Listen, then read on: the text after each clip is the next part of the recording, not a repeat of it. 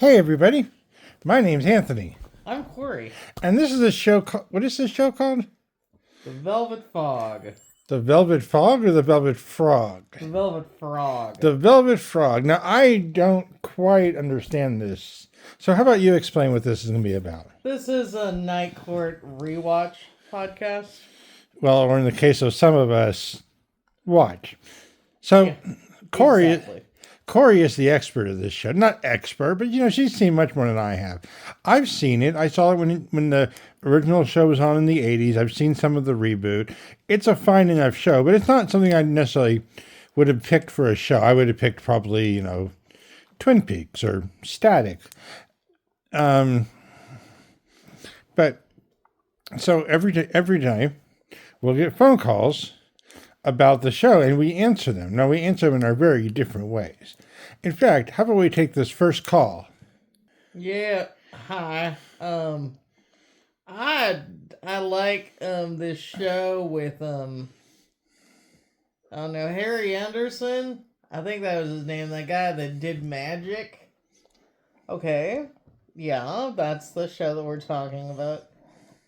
Yeah. He was really good at doing magic. It was magical. Yes, thank you. Do you have anything else to add? No, not really. I just like the magic part. Okay. Alright, duly noted. Thank you, caller. We appreciate your opinion.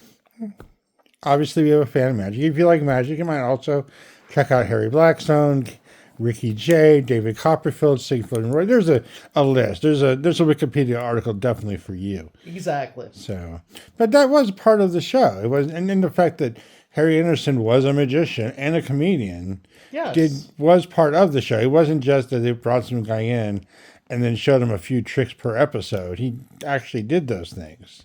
He did. So he was really good at doing magic. That was his thing. But I got Fife here also. What do you think about this show, Fife? Well, I don't know. It was okay. I saw a few episodes with Mommy. You don't need to look at my face when you talk. Yeah. I don't know. Let's take another call and see what they have to say. Okay. So, let's talk about womanizing. I saw a show the other day. There was this guy. Well, I saw two shows. I saw an old one and a new one, just because I heard the show was happening. Okay. But there was this guy, and he didn't change in 40 years, did he? No, he definitely was a womanizer. Actually, to be fair, Dan was a lot less skeezy than he was in the original episodes than he was in the reboot. I don't know. It looked like it was. Maybe you're right. Maybe you're wrong. I'm not gonna judge your opinion. Oh no, your opinions are also certainly valid. I'm just sharing mine. That's all. That's fine. That's fine. Anyway, why can't you talk about a real show? Something like Alf or Mr. Belvedere. Okay, that's all. Thanks a lot. Okay. Mr. Belvedere, huh? Yeah, I think no. The great comedic mind of our time, Bob Uecker? I don't think so, no. I'm gonna talk about Bob Uecker. It's being in terms of baseball, not. Yeah. If it's just doing play-by-play, not Mr. Belvedere. No, Mr. Belvedere. Sorry. Second caller. Hey, I like that, Mr. Belvedere. No, you like Chef Boyardee. Oh, yeah. I get those two confused. It's okay. They're both a little pretentious. It looks like they'd be in the kitchen working on SpaghettiOs. So, it's okay.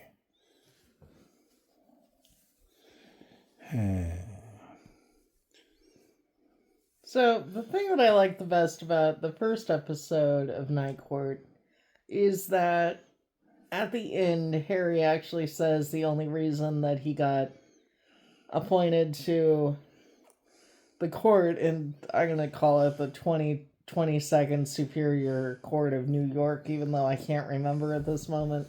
I could probably easily Google it, but I don't really feel like that at the moment. Right. So, the only reason he got this particular phone call is because he happened to be home. You know, I've been applying for jobs for over a year, and even when I am home, I don't get the job. So, I don't know, I just need some of that mojo that Harry got to And pass over to me, you know? so that people understand, because I think it's a very much a changed world. Nowadays, I know that people are going, "Oh, wait a minute, why do you have to stay at home?" People didn't have cell phones in their pockets.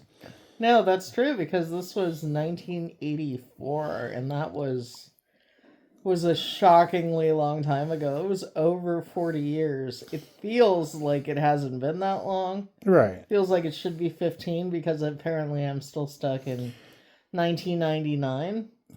I mean, people, number one, not everyone had an answering machine.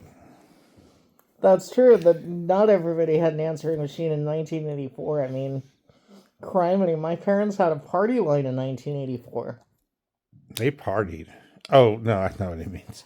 Yeah, Explain that to would have the... been way cooler, though. It means we had to share the phone with our old people neighbors who were like, "Get off, I have to call my sister in Duluth, hurry up!" Not every... I don't think caller ID existed at that point. No. In fact, when people would like have business cards, which I know you may wonder what's a business card, but that's a different thing. They might actually have a phone number of where they might be at a particular time of day. Yeah. So here's their office number, and then their after 5 number, they're at some restaurant or some bar or whatever. You can reach them there. Yeah, if it's after 5, you can reach me at Manolo's Lounge, 725 East Broadway. Manolo's Lounge, 725 East Broadway. Where to go for the best chicken fried steak in town. I haven't been there. Is it good? Chicken fried steak's not bad. Reasonable prices? Yeah. Decent happy hour? Not a bad happy hour. They've got this platter that's got buffalo chicken fingers and fried brie, which is interesting. It's pretty good, actually. Buffalo and fried brie. I don't know, Fife. I think that I might order it, have a couple of bites, give the rest to your mother. So yeah, and people when they called, they didn't hang up at the 6th ring. You might sit there for 25 rings, hoping Yep. they're in the restroom, hoping they're cooking bacon and aren't hearing you. Yeah, and it goes like, Manolo's Lounge, what do you want? Yeah, I'm calling for Fred! Got a phone call! Kind of like that. And hopefully the surly cook is gonna make sure that he comes to the phone. Otherwise, you might be SOL. Yeah. So when people talk about they were there, like it was a big thing. It's not like today where you can be jet skiing and get a phone call. Yeah. So Fife, I think I'll ask her. So she seems to be the keeper of all the night court information. Why is this show called The Velvet Frog? Velvet Frog. The reason it's called The Velvet Frog is because there's an episode in maybe the 3rd or 4th season where Harry's father, who is played by the indomitable John Aston. We love you, John Aston. Gomez Adams himself, where he's like, I love Mel Blanc. Mel Torme. The Velvet Frog. Or maybe it was the court reporter's wife who called him the Velvet Frog. But somewhere in an episode, somebody referred to him as the Velvet Frog instead of the Velvet Fog. And Harry really loved Mel Torme, so that's where the title comes from. Wait a minute, I'm confused actually. So I thought Mel Torme was the Velvet Frog. It was a Velvet Fog. The Velvet Frog was just a slip of Oh, the tongue, malapropism, if you will. God, I didn't know. I didn't know that. I thought that it was, that it was a, kind of an homage to Mel Torme. And Oh, Velvet Frog is one of those weird paintings that your parents have in their basement. what if you don't have a basement? Maybe it's in your parents' room. I don't want to know what's in my parents' room. I really don't. I understand. I mean, I kind of do, but no, I don't. You don't really want to know what's going on with your parents, do you? No. I don't think anyone does. Oh. Is that another caller? Yeah, give me the phone, Cletus. Yep, hi. My name's Betty, and I just wanted to say I used to love watching this show, and I really like that big tall guy, the bailiff.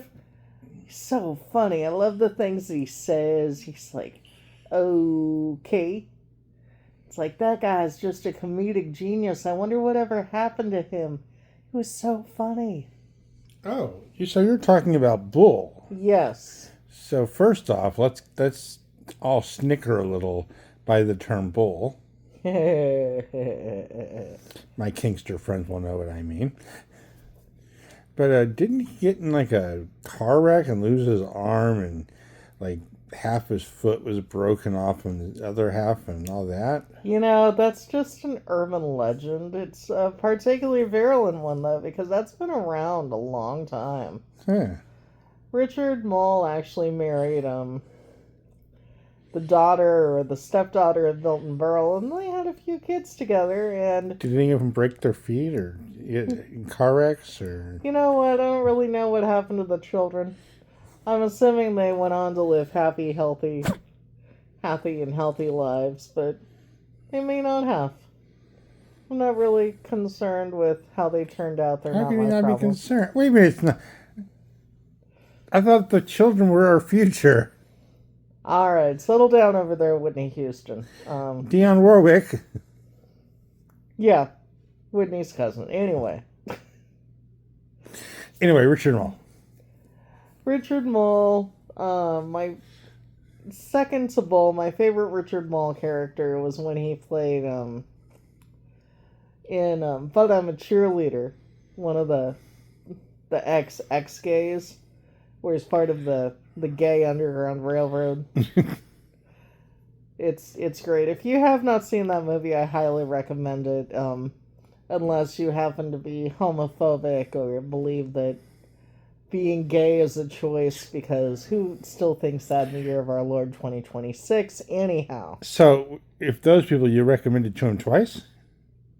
Yes. Okay. Anyway, Richard Mole. He was very tall, and he also... Did he have long legs? Yeah, he was part of the reason he was tall was because his legs were so long. I know that feeling. I'm sure that you do. And I guess he went into audition and he had recently shaved his head because he played a bad guy in a Star Trek movie.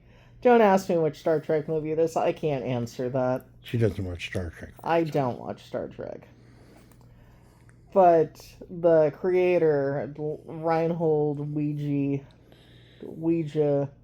board, whatever his name is. Judge Reinhold. Yes. Judge Reinhold Weege, the creator of Night Court. He said, I really like this look. Why don't you keep your head shaved? And from here on out, anytime I've ever seen Richard Mole in anything having hair, it just seems very strange to me. I don't think I've ever seen him with hair. Again, the movie is called But I'm a Cheerleader, starring Natasha Lyonne, Clea Duvall, Kathy Moriarty, and Richard Mole and Wesley Mann. No, you misspoke RuPaul. Yes, and RuPaul. So, yeah. Playing a heterosexual black man. As crazy as that sounds. It's an odd show. So let's take a break. We'll come back. We'll do some more call. I hear we have a fund drive that's starting this week. Oh, Any amount helps, and it keeps this fabulous programming on the air. So. Exactly. So anyway, we'll be right back. Ba-ba-ba-ba-da. Welcome to the Pledge Drive. We're here to help you, help us, help you.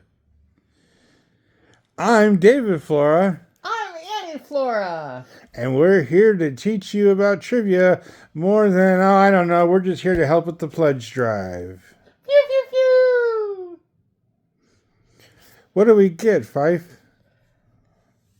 You'll get a shout out on our quiz show, Quiz Quiz Bang Bang. Pew, pew. Ooh, that's right.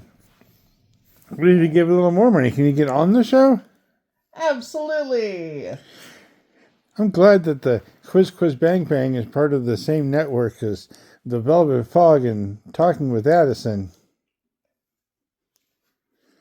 And lest we forget, a taste of Fife. Yeah. We just got our first donation, $50. Thank you, Major.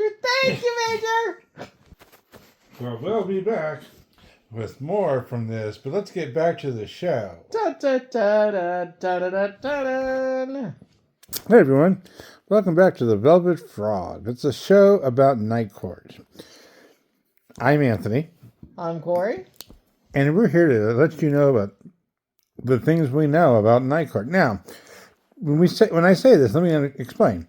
Corey knows all about Night Court. I do. I know practically nothing about Night Court. So this might be a little bit of an interesting show. That's what makes it fun. Yeah. Or chaotic. Or something. Exactly. Could be both. Could be neither. You'll just have to stay tuned and find out. In fact, I've got a call for you. Hello. I am from the planet 4793Q. I like your show, which is why it's unfortunate we're going to be blowing up your planet next week. Oh, well, shoot. We have to make way for a parking lot. So Yeah, I understand. There's never enough parking lots. yeah, you get it.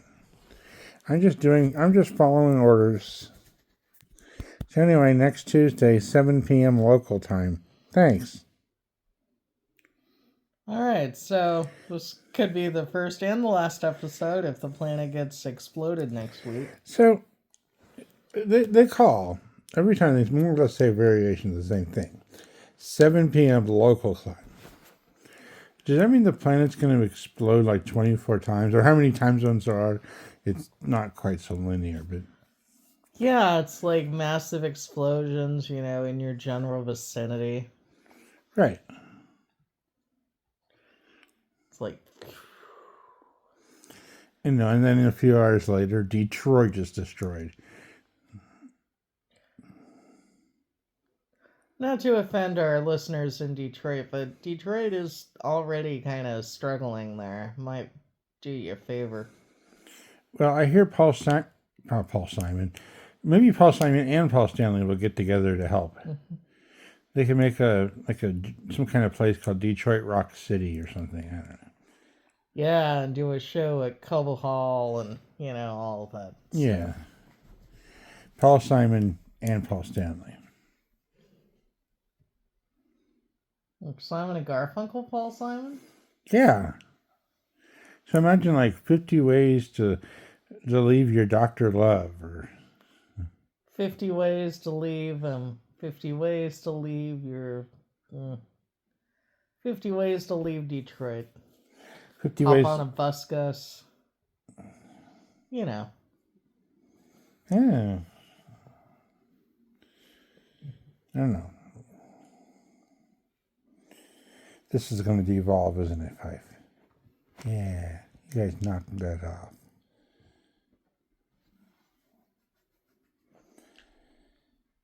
Well, I got another call here, okay? Okay. Yeah, I got a question for you, Corey. Yes. Actually, I got two questions. Okay, go ahead. Didn't Mel Torme perform with a lady? That is very possible. However, I am an expert on Night Court, not so much about Mel Torme. The person who did perform with a woman was Louis Prima, who was married to Keely Smith, and they took that show on the road. No. Oh, I don't remember. I guess I can go to Wikipedia. Number two, what are you doing later tonight? I will probably be reading a book and having a cup of coffee. Well, would you like to read a book and have a cup of coffee next to me? Sure. Maybe in my bed? We'll talk, alright? Okay. Edie. Her name was Edie. Ah, yes, okay. Thank you for the reminder. That is coming back to me now. So. Edie. What is it? Edie Gourmet? Edie Gourmet was performing with Steve Lawrence, so Oh, I'm sorry. You're right. I got that completely confused. it's all right. Those kind of things happen. You can give your number to our producer, and I will get in touch with you after the show. Ooh. How about I give you my email? Even better. I can send you some pictures. Oh my, yes, okay. Well, thanks for the call. And by the way, if you're looking for the dating line, it's number... If you're interested in the dating line, press 5. If you're interested in this show, press 4. Well, seems like you're busy later. Apparently. Just make sure it's good coffee, Fife. That's important. Fife, you have anything you want to plug? Anything you want to talk about? Yeah. I got this new show coming up. I'm thinking about doing a new kind of show. It's like a quiz show, like a game show. Awesome, Fife. Let's hear about it. Well, you know how most game shows they either have the answers and the questions or the questions and the answers? Yes, like Jeopardy? Yeah, well, how do we do like Jeopardy meets Yoko Ono? So there's no question and there's no answers. You ever see Yoko Ono's white chessboard? Mm-hmm. It's 64 white squares with 16 white pieces on each side. Yes, yes, I believe I have heard about the white chessboard. And so that's how you play. And occasionally you might slip up and use the wrong piece, but that's okay because that's part of it. So we're going to do the same thing with quiz. Let me play you a clip.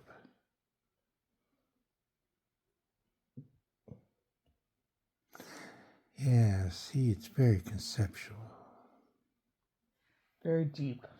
Very deep. That's going to come soon. That's great, Fife. We are really going to look forward to this. Yeah.